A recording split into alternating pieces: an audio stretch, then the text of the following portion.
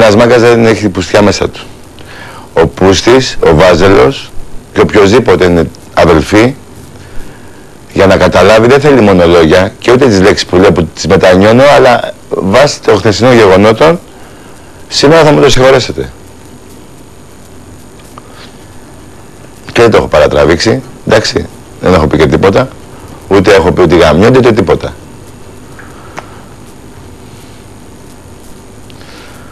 Καλησπέρα. Καλησπέρα. Τι έγινε, είσαι και μπάνικος και στην πέφτουν οι γκόμενες, τι να κάνουμε.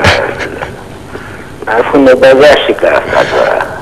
Βγήκανε κανέλες, βγήκανε κουνέλες. Γεια σου φιλαράκο. Κουνέλα, ετοιμάσου. Καλά είσαι αγόρι μου. Μια χαρά φίλε μου.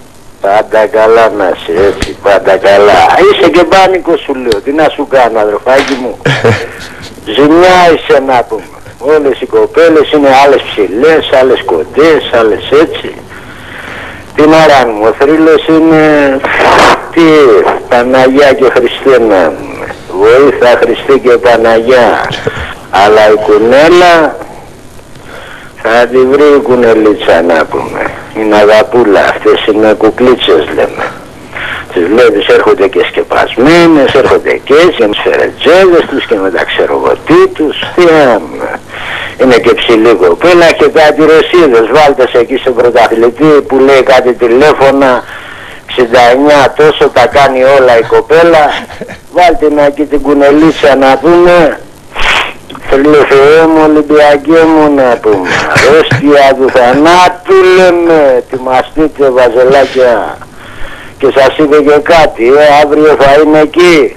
Άντε κουνελίτσα. Ποιος το λέει αυτό φίλε μου? Αύριο θα είμαι εκεί, 5 με 8 θα είμαι εκεί. Μπράβο, τι πιο μαγικό να είμαι. Άντε κουνέλα μου ξεκίνα, κανέλα μου. Άντε κοπελίτσα μου.